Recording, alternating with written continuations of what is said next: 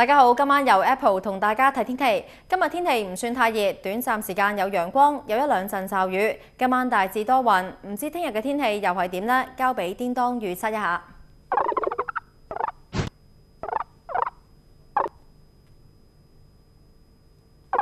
唔該晒叮當㗎，預測聽日係部分時間有陽光，吹和緩至清勁嘅偏東風，離岸間中吹強風，氣温介乎25至29度。